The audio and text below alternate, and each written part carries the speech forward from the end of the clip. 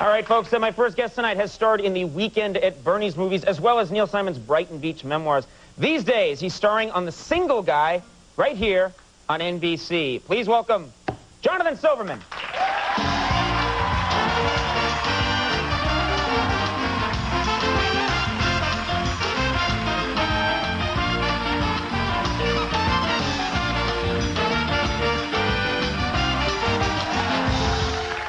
Have a seat, Jonathan. Thank you. Thanks very much for coming. Woo!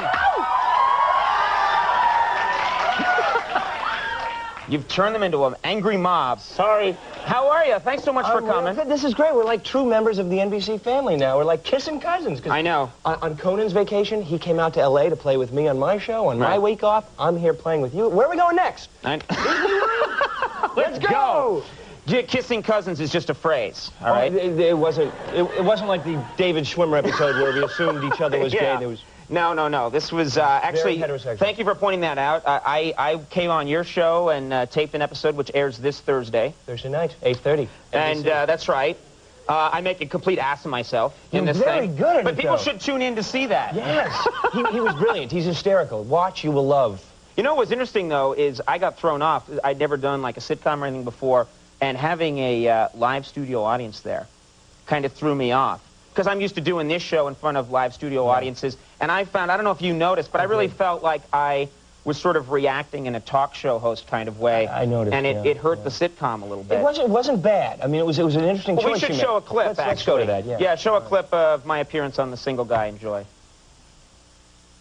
Let's talk about Johnny dating the 12-year-old. Hang on. She is not 12, and she happens to be a very smart and interesting woman. Yeah, so what if she was born after the theatrical release of Star Wars? Hey, everybody. Sorry I'm late. It turns out the guy who was mugging me went to my high school. Hey, you sound like a good crowd. You like that one, huh? All right, well, we got a great show for you tonight. The Single Guy, Jonathan Silverman, is here. We're going to rock and roll, folks. I'm sorry about that. That was embarrassing. You think anyone's going to notice the difference? No one will notice, no. I just get that way when I get a laugh, you know? It's pathetic. Anyway, but things are going well for you. The show's doing well, and you've become a bit of a star now. You're enjoying that? Are you enjoying getting recognized and stuff? Huge. I just can't leave the house. It's a little scary. It's a little scary. I mean, I've been doing it for a number of years now, but I guess the power of television, just driving down the street's a little scary. Picking up dry cleaning's a little scary. Going grocery shopping is a little scary. I was in the grocery store a couple weeks ago, and I was, you know, in the bread aisle, and a couple girls came up to me and screamed a little bit and said, "Oh, Johnny, And I thought, okay, all right, fine, sign some autographs, and that was the end of that. I turned the corner, and I hear huge screams coming from frozen foods. Turns out Brad Pitt was doing his shopping at the same time. And he got bigger screams. Much bigger screams, so it's all relative. And so it just keeps you in perspective, I would think, also. It keeps Out me there, right your there. ego is kept in check. Yes. You know what I mean? Yes. And you can't slum it when you go to this grocery store. You gotta look nice, because who knows what can happen. Do a lot of stars go to this place? Is this where the stars go to shop? The neighborhood I live in is it's sort of like a young Hollywood. Besides Mr. Pitt, Nick Cage lives there, and Jason Priestley lives in the neighborhood. You call him Nick Cage? Well, I went to high school with him. Actually, when I went to high school with him, it was Nick Coppola. Really? And now it's Nicolas Cage, so it's very confusing. And he's probably going to win the Oscar this year. So did everyone you went to high school with become a big star? Is that what happened? Well, they offered a course. They offered a course. In becoming a big star. And it was basket weaving or be a big star 101A, and I chose the be a big star. You know, one thing that happens, and we chatted a little bit while I was out there about it, but you get free stuff when you do a TV show. I don't, because I'm on very late at night. It's very sad. But you, when you do The Single Guy, you get free stuff if you just mention a product, don't you? This is true. This is true. Now that, you know, when an actor becomes a multimillionaire, they give you all the free stuff now that you can afford to actually buy it on your own. Right. Shoes, Reebok takes care of me, and I will wear one of their, you know, tennis shoes on the show, and they're very happy. Actually, for your show, Mr. Armani let me wear this outfit.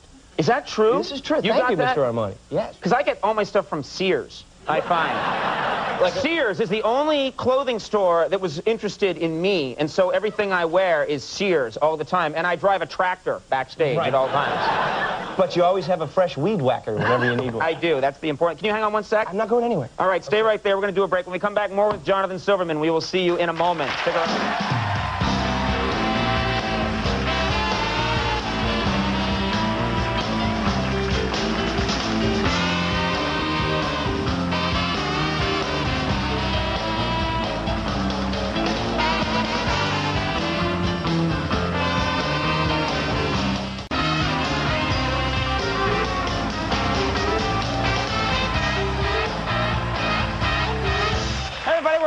with Jonathan Silverman, and let's talk about your dad for a second, because it's actually an interesting story. Your dad is a rabbi. This is correct. As is my father. Yes, I know. And your dad's a rabbi, and he plays a big part in your life, actually, in your professional life. Yes, well, he's not only my father and a spiritual leader, and probably the best public speaker I've ever heard. I learned how to act from watching my dad up on the stage. But he's also my publicist. I don't think a sermon goes by on a Saturday morning when, after, you know, the various preachers' stuff is over, he says, and by the way, next Thursday on NBC at 8:30, catch my son. Your father, the rabbi, is shilling for the NBC lineup? Yes, he's under contract, actually.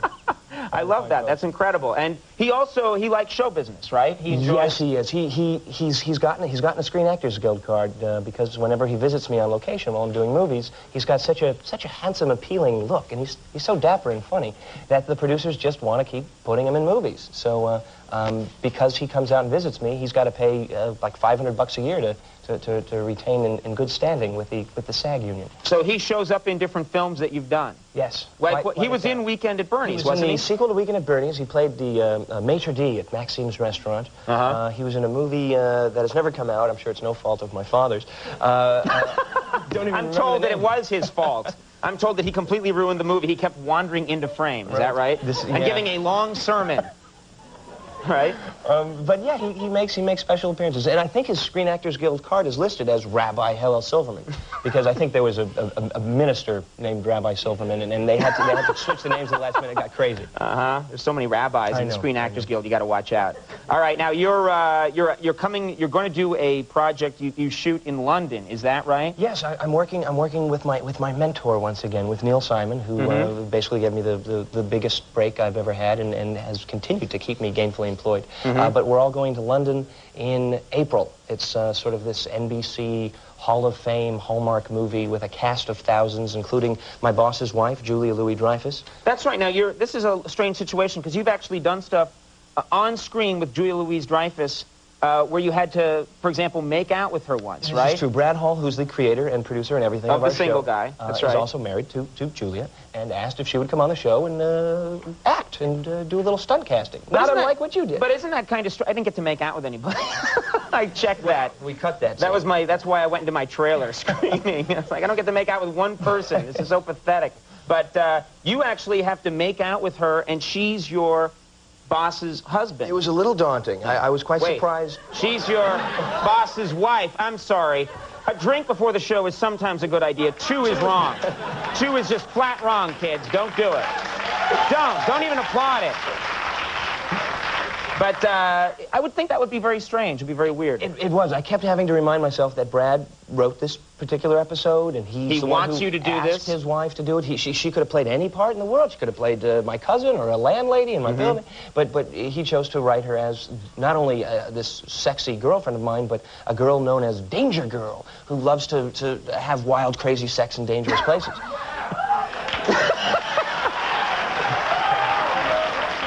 Danger Girl should have her own show.